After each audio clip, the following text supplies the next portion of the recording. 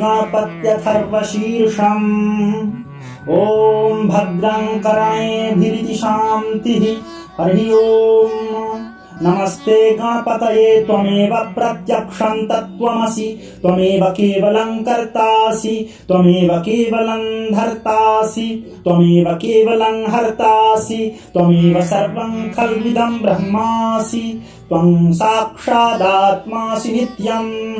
ऋतं वच्मि सत्यं वच्मि, अवत्वं माम् अववक्तारम् अवश्रोतारम् अवदातारम् अवधातारम् अवानुचानम् अवशिष्यम् अवपश्चात्तात् अवपुरस्तात् अवचोत्तरात्तात् अवदक्षिणात्तात् अवचोर्ध्वात्तात् अवाधरात्तात् सर्वतो मां पाहि पाहि समन्तात्। त्वं वाङ्मयस्त्वं चिन्मयः, त्वमानन्दमयस्त्वं ब्रह्ममयः, त्वं सच्चिदानन्दाद्वितीयोऽसि, त्वं प्रत्यक्षं ब्रह्मासि, त्वं ज्ञानमयो विज्ञानमयोऽसि। सर्वं जगदिदं त्वत्तो जायते, सर्वं जगदिदं त्वत्तः तिष्ठति, सर्वं जगदिदं त्वयि लयमिष्यति, सर्वं जगदिदं त्वयि प्रत्येति।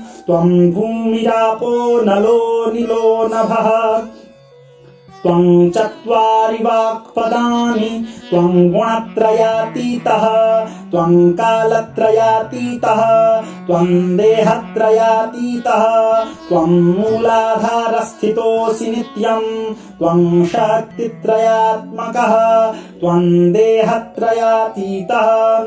त्वां योगिनो ध्यायन्ति नित्यं, त्वं ब्रह्मा त्वं विष्णुस्त्वं रुद्रस्त्वमिन्द्रस्त्वमग्निस्त्वं वायुस्त्वं सूर्यस्त्वं चन्द्रमास्त्वं ब्रह्म भूर्भुवस्वरों। गणादिं पूर्वमुच्चार्य वर्णादिं तदनन्तरम् अनुस्वारः परतरः अर्धेन्दुलसितं तारेण रुद्धम्।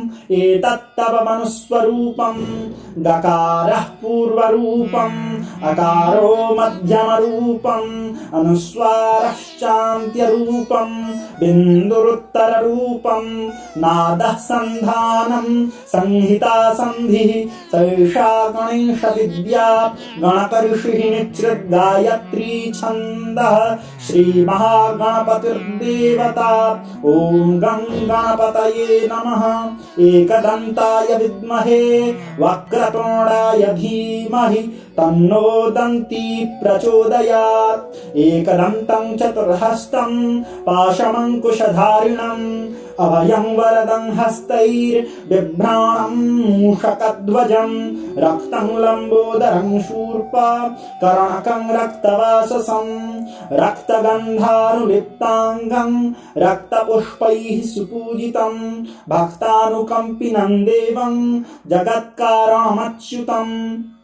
आविर्भूतं च सृष्ट्यादौ प्रकृतेः पुरुषात् परम्। एवं ध्यायति यो नित्यं स योगी योगिनां वरः। नमो व्रातपतये नमो गणपतये नमः प्रमथपतये। नमस्तेऽस्तु लम्बोदरायैकदन्ताय विघ्नविनाशिने शिवसुताय श्रीवरदमूर्तये नमो नमः। एतदथर्वशीरो योधीते स ब्रह्म भूयाय कल्पते, स सर्वविघ्नैर्न बाध्यते, स सर्वतः सुखमेधते, स पञ्चमहापातकोपपातकात् प्रमुच्यते। सायमधीयानो दिवसकृतं पापं नाशयति, प्रातरधीयानो रात्रिकृतं पापं नाशयति। सायं प्रातः प्रयुञ्जानो पापो भवति, धर्मार्थकाममोक्षं च विन्दति। इदमथर्वशीर्षम् अशिष्याय न देयं, यो यदि मोहात् दास्यति स पापीयान् भवति। सहस्रावर्तनाद्यं यं काममधीते तन्तमनेन साधयेत् अनेन गणपतिमभिषिञ्चति स वाग्मी भवति चतुर्थ्याम् अनश्नं जपति स विद्यावान् भवति इत्यथर्वणवाक्यम् ब्रह्माद्याचरणं विद्यात् न बिभेति कदाचनेति यो दूर्वाङ्कुरैर्यजति स वैश्रवणोपमो भवति यो लाजैर्यजति स यशोवान् भवति स मेधावान् भवति यो मोदकसहस्रेण यजति स वाञ्छितफलमवाप्नोति यः साध्यसमिद्भिर्यजति स सर्वं लभते अष्टौ ब्राह्मणान् संव्यग्राहयित्वा सूर्यवर्चस्वी भवति सूर्यग्रहे महानद्यां प्रतिमासन्निधौ वा जप्त्वा सिद्धमन्त्रो भवति महाविघ्नात् प्रमुच्यते महापापात् प्रमुच्यते महादोषात् प्रमुच्यते स सर्वविद् भवति य एवं वेद इत्युपनिषत् ॐ भद्रं कर्णेभिरिति शान्तिः इति श्रीगणपत्यथर्वशीर्षम्।